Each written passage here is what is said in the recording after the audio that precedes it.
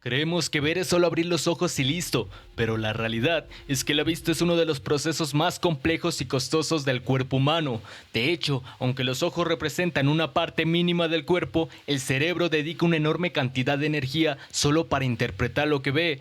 No vemos en tiempo real, siempre vamos con un pequeño retraso. El cerebro recibe la imagen sin procesar, la compara con recuerdos pasados y predice lo que está a punto de ocurrir. Por eso, muchas veces ves algo antes de entenderlo. Otro dato poco conocido es que vemos en baja resolución. Solo una pequeña zona al centro de la visión es realmente nítida. Todo lo demás es borroso, pero no lo notas porque el cerebro mueve los ojos constantemente y reconstruye una imagen falsa, pero coherente. Esto significa que gran parte de lo que crees estar viendo ahora mismo no lo estás viendo realmente. Lo estás recordando hace milisegundos. Algo que casi nadie sabe es que los ojos no descansan cuando cierra los párpados, siguen enviando señales y el cerebro sigue trabajando. Por eso el verdadero descanso visual no depende solo de dormir, sino de reducir la carga visual durante el día. Cuando no lo haces, la vista se vuelve más lenta, no borrosa, o sea, reaccionas tardes a movimientos, luces o cambios repentinos. Otro punto impactante es que la vista altera el tiempo. Cuando recibes mucha información visual nueva, el tiempo parece ir más lento. Cuando ves siempre lo mismo, el tiempo se acelera. Esto no es psicológico, es neurológico. El cerebro usa la cantidad de datos visuales para medir el paso del tiempo. Por eso los días se sienten cada vez más cortos. También se habla poco de que la vista está directamente conectada con el equilibrio y el cuerpo. Si privas a una persona de visión, aunque sean unos segundos, su postura cambia, su forma de caminar cambia, incluso su respiración se ajusta. Y quizás lo más inquietante, el cerebro no busca ver la verdad, busca estabilidad. Si algo rompe demasiado tu visión habitual, el cerebro puede ignorarlo. Literalmente, esto se llama ceguera por falta de atención. Cosas evidentes pueden pasar frente a tus ojos sin que los veas, no porque estés distraído, sino porque tu cerebro prioriza lo familiar sobre lo real. Creemos que el oído solo sirve para escuchar música, voces o ruidos, pero en realidad es uno de los sentidos más delicados y engañosos que tenemos. Lo inquietante es que puede fallar sin que te des cuenta, y cuando lo notas, ya es tarde. Para empezar, el oído nunca se apaga, ni siquiera cuando dormimos. Aunque creas que estás inconsciente, tu cerebro sigue analizando sonidos todo el tiempo. Por eso un ruido específico como tu nombre o el llanto de un bebé puede despertarte al instante, mientras otros sonidos más fuertes no lo hacen. No se trata del volumen, sino del significado. Tu cerebro decide que merece atención incluso cuando no estás despierto. Algo más perturbador es que no escuchamos con los oídos. Escuchamos con el cerebro. El oído solo convierte vibraciones en impulsos eléctricos, pero el sonido como tú lo percibes es una construcción mental.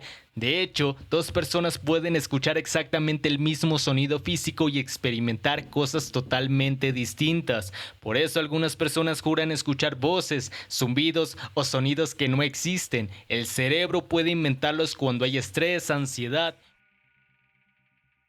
También el silencio absoluto puede volverte loco. En cámaras anecoicas, lugares diseñados para eliminar todo eco y ruido, las personas empiezan a escuchar su propio cuerpo, la sangre fluyendo, el latido del corazón, incluso el movimiento de los ojos. Después de unos minutos, el cerebro comienza a crear sonidos inexistentes porque no soporta la ausencia total de estímulos. Sé que más de una vez escuchaste que el volumen alto puede dañar. Pero el problema no es solo el volumen, es la duración. Sonidos moderados durante muchas horas pueden ser igual o más dañinos que un ruido fuerte por poco tiempo. El oído se fatiga, pero no te avisa con dolor, te avisa con algo peor: pérdida progresiva y tinnitus, ese pitido constante. Hablando de eso, el tinnitus no es un sonido real, es el cerebro intentando rellenar información que ya no recibe del oído.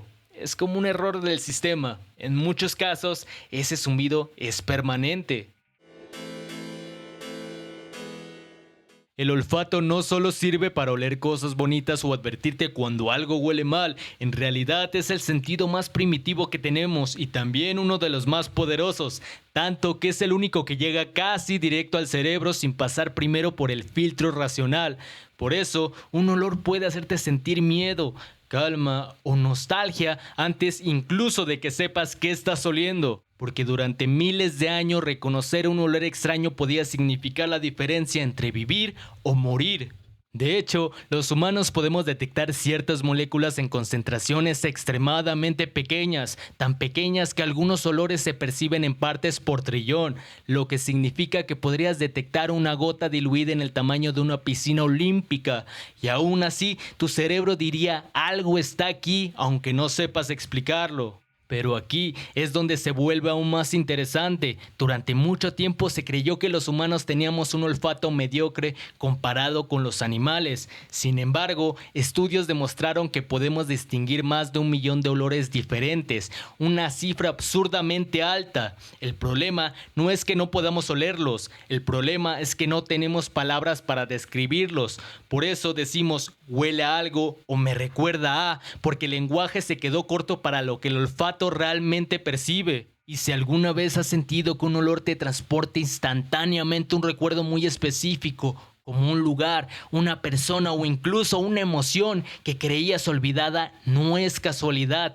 El olfato está directamente conectado al hipocampo y a la amígdala, zonas del cerebro responsables de la memoria y las emociones. Por eso los recuerdos asociados a olores suelen ser más vívidos, más emocionales y más difíciles de borrar que los recuerdos visuales o auditivos. Algo que casi nadie sabe es que tú tienes un olor propio, único, como una huella invisible, y no tiene que ver solo con la higiene, sino con tu genética, tu sistema inmunológico y las bacterias que viven en tu piel. Y lo más extraño es que otras personas pueden percibirlo aunque tú no. De hecho, tu cerebro filtra tu propio olor constantemente para no saturarse, por eso no hueles a ti, pero los demás sí.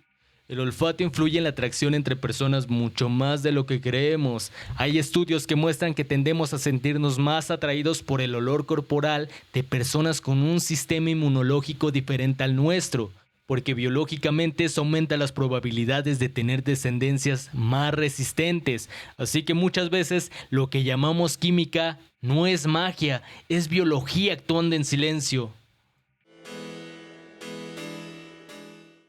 El gusto no funciona como nos enseñaron en la escuela. No es solo dulce, salado, ácido y amargado, y tampoco vive únicamente la lengua. De hecho, más del 70% de lo que llamas sabor no viene del gusto, sino del olfato. Eso cuando te tapas la nariz, todo sabe igual, y no es que la comida pierda sabor, es que tu cerebro dejó de recibir la parte completa. Tu lengua tiene alrededor de 10.000 papilas gustativas y cada una vive en promedio solo 10 a 14 días. Es decir, tu lengua se está muriendo y regenerando constantemente. Por eso hay alimentos que antes amabas y hoy te parecen insoportables. Ahora el gusto no evolucionó para darte placer, evolucionó para protegerte. El amargo, por ejemplo, está diseñado para alertarte de venenos, por eso muchos medicamentos saben horribles. Por eso a los niños les da asco el café o la cerveza. Y la industria aprendió a usar eso. El azúcar y la grasa activan directamente los centros de recompensa del cerebro. No solo te gustan, te entrenan. Cada vez que consumes alimentos ultraprocesados, tu gusto se vuelve menos sensible. Necesitas más intensidad para sentir lo mismo. Por eso, después de un tiempo la fruta no sabe a nada, pero un refresco te parece irresistible.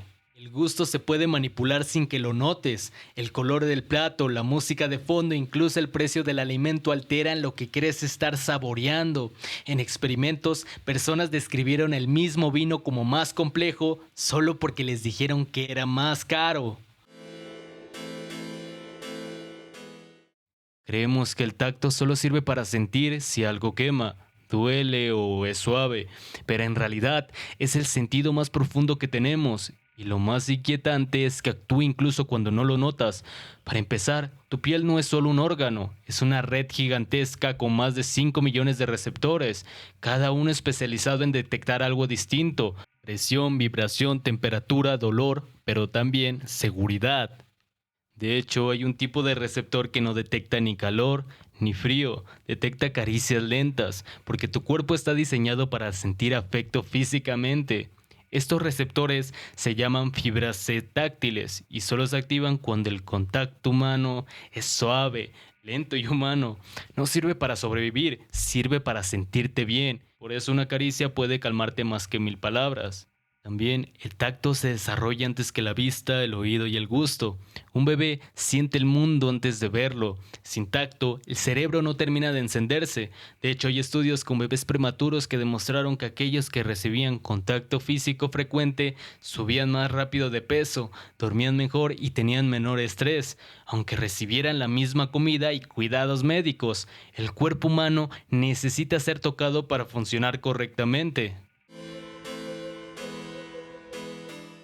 Creemos que tenemos 5 sentidos: vista, oído, olfato, gusto y tacto, pero ahora mismo sin mirar tu cuerpo sabes exactamente dónde están tus manos, si estás sentado derecho o encurvado, si tu respiración es profunda o superficial, y si cierras los ojos y te inclinas un poco hacia adelante, sabes si vas a caer.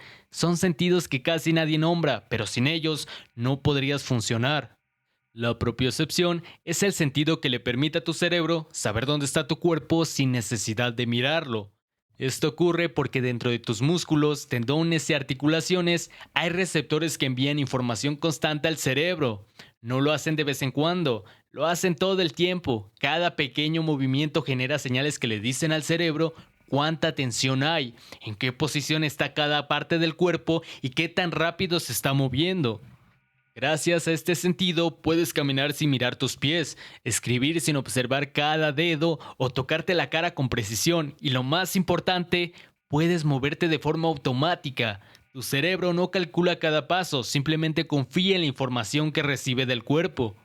La mayoría de las personas no son conscientes de la propiocepción, porque funciona tan bien que pasa desapercibida.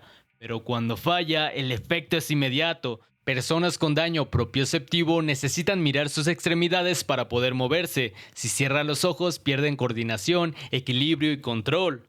El equilibrio es el sentido que le permite a tu cerebro saber si estás estable, en movimiento o a punto de caer.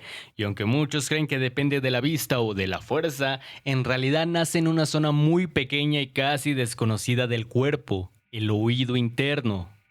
Dentro de él existe el sistema vestibular, un conjunto de sensores llenos de líquido que detectan cada giro de tu cabeza, cada aceleración y la dirección de la gravedad.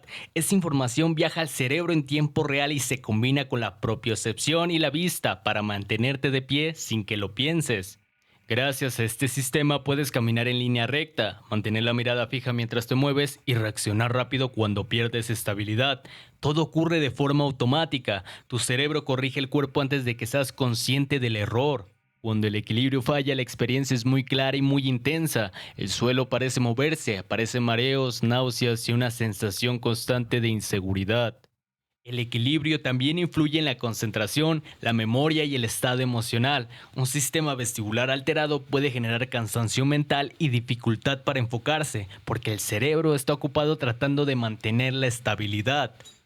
Este sentido se desarrolla con el movimiento, por eso los niños giran, saltan y se balancean. La interocepción es el sentido que le permite a tu cuerpo percibir lo que está pasando dentro de tu cuerpo. No tiene que ver con lo que ves o tocas, sino con las señales internas que están activas todo el tiempo, incluso cuando no les prestas atención. Gracias a este sentido, sabes cuándo tienes hambre, sed, frío, calor, sueño o dolor interno. También es el responsable de que notes tu respiración, tu ritmo cardíaco y náuseas. Antes de que puedas ponerlo en palabras, tu cuerpo ya lo detectó. Estas señales viajan constantemente desde los órganos al cerebro. El problema es que no siempre la interpretamos bien.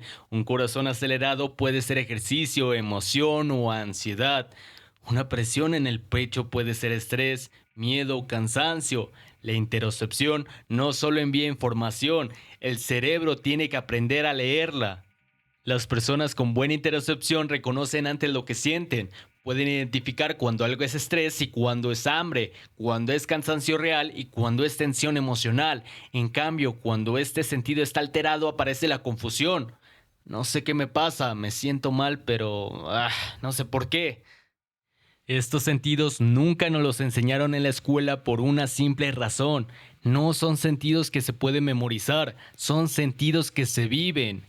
No puedes aprender interocepción solo leyendo. No puedes entender la propiocepción sin moverte y no puedes desarrollar el equilibrio sentado 6 horas. Y la escuela está diseñado justo para eso, estar sentado, quieto y callado. El sistema educativo fue diseñado para evaluar respuestas, no para enseñarte a escuchar el cuerpo. Estos sentidos son internos, invisibles y difíciles de poner en un examen, pero fundamentales para existir. Durante años, la ciencia lo ignoró, la escuela se quedó atrás y nosotros crecimos aprendiendo a pensar, pero no a sentir.